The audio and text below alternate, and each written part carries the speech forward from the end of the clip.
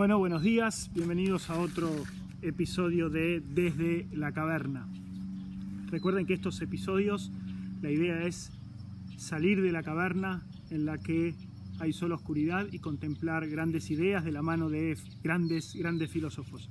Hoy tenemos un gran desafío, probablemente el más exigente desde que arrancamos, que es no solo salir desde el interior de la caverna, sino llegar hasta las grandes cumbres. Nosotros con mi familia solemos veranear, gracias a la generosidad de mis suegros, en las sierras de Calamuchita, ahí en las sierras de Córdoba. Y durante las vacaciones, siempre 2 o 3 veces hacemos excursiones con los chicos que les encanta. En general dedicamos todo el día y tenemos como 3 tipos de excursiones. Unas son más como de resistencia, agarramos algún camino perdido que pase por las sierras y caminamos durante horas y horas hasta llegar a algún pueblito que habíamos visto en el mapa y volvemos. Y ahí lo que medimos es la capacidad de resistir. Muchas veces tenemos mucho calor, a veces nos quedamos sin agua, a veces al contrario, llueve un poco y ahí cultivamos el espíritu y fortalecemos el espíritu y los chicos la verdad que lo disfrutan mucho. Tenemos otro tipo de excursiones que es ir por lugares más lindos y menos exigentes. Por ejemplo, vamos en auto hasta la cumbrecita, ahí bien arriba, un lugar hermoso, y desde ahí partimos. Por ejemplo, el año pasado o el anterior fuimos a Cascada Escondida, una cascada que está a varias horas de caminata, pero ahí todo el paisaje es espectacular, pasamos por río, descansamos en sombras, en árboles, por lo cual es un viaje hermoso y muy tranquilo. Y después tenemos el tercer tipo, que son más cortos pero más exigentes, que en realidad es una sola cerro que queremos siempre explorar. Nosotros estamos en un vallecito que se llama El Corcovado porque enfrente tiene una sierra que se llama El Corcovado, que es bastante empinada y desde hacía años le teníamos ganas cada vez que la veíamos. Y hace 3 o 4 años, ya con los 4 chicos, el menor habrá tenido en esa época 6 años, decidimos subirla. Es absolutamente agreste, no hay ningún camino, como es bastante seco, hay un montón de espinas que nos pinchan y la tierra es bastante resbaladiza también porque está seca y a veces hay rocas, por lo cual los chicos siempre salen lastimados, siempre en algo se pinchan, siempre un poco de sangre hay. Y ahí empezamos a usar la frase que siempre los motiva: si no hay sangre, no hay excursión, ¿no? Si no hay sangre, no hay excursión. Y ya con orgullo veo que cuando les pasa algo, un hermano le dice al otro: mira, si no hay sangre, no hay excursión. En general solemos parar más o menos a la mitad y después seguimos subiendo. La primera vez no llegamos, pero la segunda sí, y después todos los años vamos. Y al Corcovado, a esa sierra, desde que los chicos llegaron, ahora la llaman El Corquito, ¿no? Porque la dominan, lograron dominarlo. Bueno, hoy les propongo algo parecido: subir rápido, con algún descanso en el medio tal vez, pero subir rápido a una cima y ver desde allá arriba. Lo que quiero es que me acompañen a subir en un argumento que propuso San Anselmo, un monje benedictino nació en 1033 y en 1076 escribió un libro que se llama el Monologion, en donde sus discípulos le insistían con que él propusiera algún tipo de argumento racional a favor de la existencia de Dios. Y ahí propone él su argumento.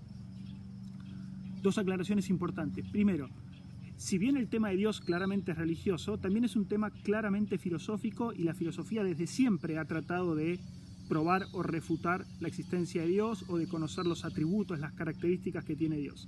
Y la idea es que uno lo puede hacer solo con su razón, sin apelar a las religiones, o sea, sin apelar a datos revelados.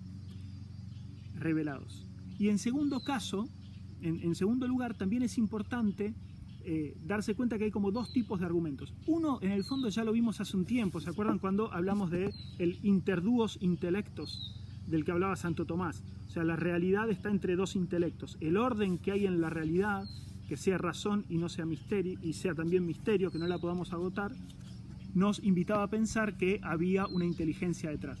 Bueno, un tipo de argumentos que se llaman a posteriori, en general parten de algo del mundo, por ejemplo, del orden que hay en el mundo, para demostrar que Dios existe. Pero hay otros argumentos a priori, que lo que intentan es no partir de algo del mundo, sino partir de la idea de Dios. Partir de una idea y a partir de la idea de Dios llegar a la existencia. Ese es el argumento que nuestro querido Anselmo propuso. Kant llamó al argumento de Anselmo el argumento ontológico, justamente por esto, porque parte de la idea del ser de Dios. Y a partir de ahí muchos filósofos estuvieron a favor, muchos estuvieron en contra y sigue siendo discutido, pero es una pieza filosófica hermosa. Es una montaña que vale la pena escalar. Así que ajustense las zapatillas, pónganse talco, pónganse ropa cómoda y arranquemos. La idea principal es que, arranquemos con esto. Existen ideas contradictorias. Por ejemplo, si yo digo círculo cuadrado o digo soltero casado, bueno, eso es contradictorio. Un soltero no puede estar casado, un círculo no puede ser cuadrado. En realidad, esas ideas contradictorias, en realidad ni siquiera es una idea. Piénsenlo, son dos palabras que yo estoy juntando, pero que estoy pensando primero una y después la otra, pero no las puedo pensar juntas, ¿no? Cuando yo digo círculo cuadrado, bueno, primero pienso en un círculo, después pienso en un cuadrado, pero no puedo pensar en un círculo cuadrado porque eso es imposible. Bueno, de la misma manera pasa con soltero casado. Pienso primero en soltero, después en casado. No hay una idea de soltero casado, en realidad son dos ideas que pienso, una primera y otra después. Por supuesto no hay realidades contradictorias, por lo tanto no hay realidad que corresponda a estas ideas, ¿no? Segundo paso, la idea de Dios no es contradictoria. Pensemos la idea típica de Dios como un ser supremo, que conoce todo, que puede todo, que es bueno. Podrá no existir, pero no es un círculo cuadrado, no es una idea contradictoria. Obviamente que no sea contradictoria no quiere decir que exista, ¿no? Hay un montón de ideas no contradictorias de cosas que no existen. ¿Qué sé yo? Un ser humano de 5 metros no es contradictorio, pero de hecho no existe. Entonces, que la idea de Dios no sea contradictoria no quiere decir que no exista, pero al menos no es contradictoria. Y que no sea contradictoria, tercer paso, vamos subiendo, quiere decir que la idea de Dios existe. Es decir, cuando alguien piensa en Dios, tal vez no hay ningún Dios afuera, pero la idea de Dios existe. Incluso el que la niega, cuando dice Dios no existe, la idea de Dios la tiene en la cabeza. Ideas contradictorias no podemos tener en la cabeza, pero las ideas que no son contradictorias, cuando las pensamos, las podemos tener en la cabeza. Entonces, tercero, la idea de Dios existe. Cuarto, los ateos y los que aceptan a Dios, llamémoslos creyentes, tienen la misma idea de Dios. Lo que pasa es que uno acepta que esa idea corresponde a algo en la realidad, el creyente, y el otro niega. A ver, esta es más delicada, pero hagamos el esfuerzo. Si yo digo, yo soy ateo, pero mi idea de Dios, de la cual yo soy ateo, no tiene nada que ver con tu idea de Dios. Por ejemplo, mi idea de Dios es que Dios es, qué sé yo, una vaca pintada de violeta. O un orangután fluorescente. Y como no existe ningún orangután fluorescente, yo digo que soy ateo, porque mi idea de Dios es esa. Entonces yo te digo que soy creyente, bueno, yo también soy ateo de ese Dios. Ese ateísmo no es interesante. El ateísmo que es interesante para discutir conmigo es el que acepta mi idea de Dios y la niega. O sea, el que dice que no existe, ¿qué? ¿Cuál es la idea de Dios que el creyente y el ateo tienen que compartir? Y esa es el cuarto paso, que es, o el quinto, que es, San Anselmo dice, Dios es id quod maius cogitari nequit, o id quod maius cogitari non potest, aquello mayor de lo cual nada se puede pensar, lo máximo pensable. Y está buena esa idea de Dios. Parece que es justamente lo que el que cree en Dios acepta y lo que el que no cree en Dios niega. Fíjense, ¿qué quiere decir el máximo pensable? Maradona. Maradona es, de hecho, el mejor jugador de fútbol de toda la historia. Y probablemente lo sea para siempre. Pero no es el mejor jugador de fútbol pensable.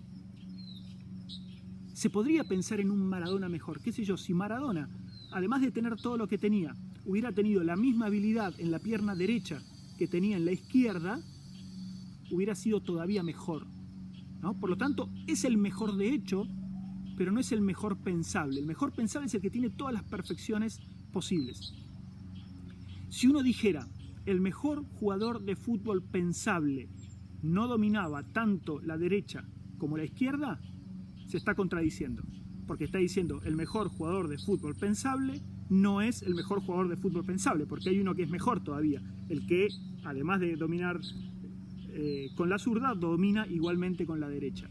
Entonces, cuando Anselmo dice que Dios es el máximo pensable, no está diciendo el mejor ser de hecho, es el mejor ser que podemos concebir, el mejor que podemos pensar.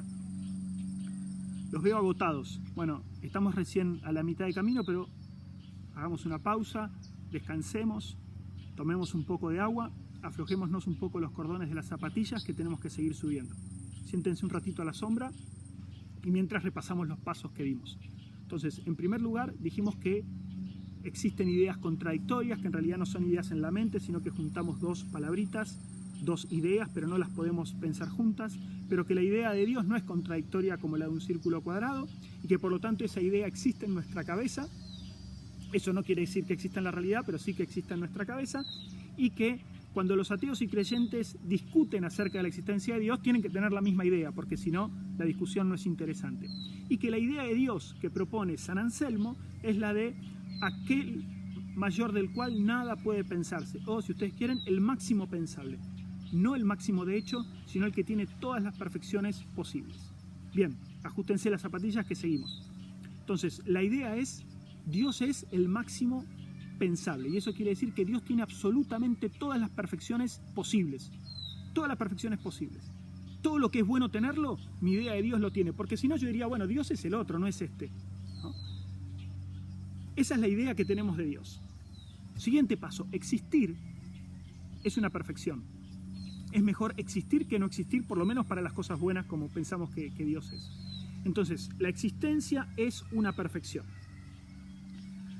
Por lo tanto, es mejor existir en la mente y en la realidad que existir solo en la mente, porque quien existe solo en la mente le falta una perfección, que es existir también en la realidad. Último paso. Cuando el creyente dice Dios existe, lo que está diciendo es el ser máximo pensable existe en mi mente y existe en la realidad. Bárbaro. Cuando el ateo dice Dios no existe, está diciendo el ser máximo pensable, el ser perfecto, el ser que tiene todas las perfecciones, existe en mi mente, porque yo entiendo lo que quiere decir Dios, existe en mi mente, pero no existe en la realidad. Por eso soy ateo, porque digo que no existe en la realidad. Entonces, si el ateo dice el ser perfecto, el ser que tiene todas las perfecciones, existe en mi mente, pero no en la realidad, lo que está diciendo es el ser que tiene todas las perfecciones no tiene todas las perfecciones, porque le falta existir en la realidad. Al ser que tiene todas las perfecciones, le falta una perfección, que es la existencia en la realidad, y eso es contradictorio. Y esta es la genialidad de Anselmo, porque si eso es contradictorio negar la existencia de Dios. Y si es contradictorio negar la existencia de Dios, es verdadero que Dios existe. El ateo no puede decir Dios no existe sin contradecirse. Llegamos. Busquemos un lugar a la sombra, descansemos, tomemos agua y contemplemos desde acá arriba la belleza, con orgullo, porque nos costó, pero llegamos. Gracias por el esfuerzo, nos vemos mañana, bueno, mañana no, el lunes, en un próximo episodio de Desde la Caverna. Hasta luego, buen fin de semana para todos. Chau.